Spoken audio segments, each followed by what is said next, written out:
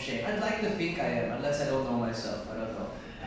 I think in real life, I'm more yung similarity is I like to think I have control over certain things. And if I plan something, it will work the way I plan it to.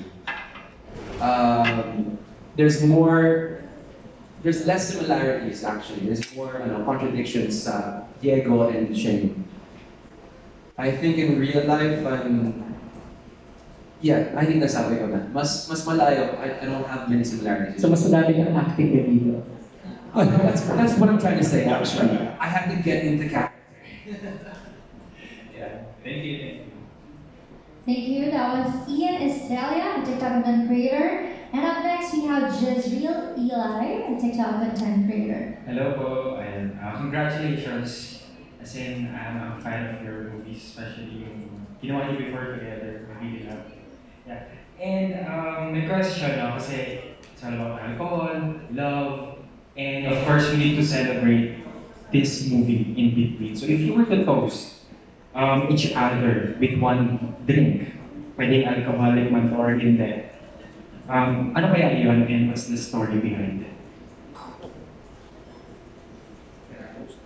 I think honestly, walang halong BS to. I'd say champagne because you only pull out a really good bottle of champagne if you've won something. And it may be too early to celebrate, but I think from the hard work we've all put into this, from the script writer, the art director, to my leading lady, and to myself, I think I can speak on behalf of all of us when we put our hearts into this project.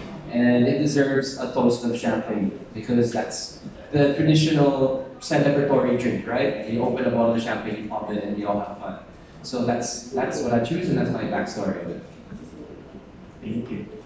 Ako naman, magandang idea yung champagne, no? Pero for me, bilang si Gaya ako dito, I say beer.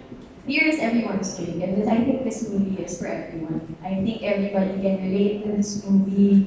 Ang daming mga eksena dito na baka nangyari na rin sa mga specific scenes dito na nangyari na rin sa buhay nila. So, I toast beer for this movie because beer is for everyone. Thank you. Sorry. Ako probably para different. We've all seen a story about, fools, friends with benefits, but this one is quite different, no? So I would give it a mezcal shot. So it's like close to a tequila, but a bit smoky and different, but still familiar, from a familiar taste but different. So a mezcal shot para iba naman. To mix it with the champagne and the beer, biglang hangover na the next night. Try natin yung mga yun. And again, since alcohol and love nga rin ito, and I think may mga conflict na mangyayari between Kayla and Shinji. So, what's one non-negotiable for you when it comes to alcohol and love?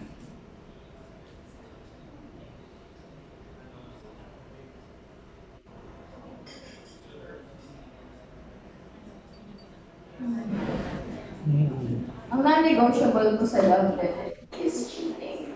Of course, that's something that I can never tolerate. My loyalty, and I hope you with the new partner. Sa alcohol,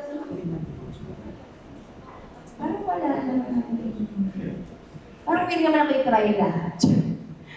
Parang okay naman. Walang non-negotiable.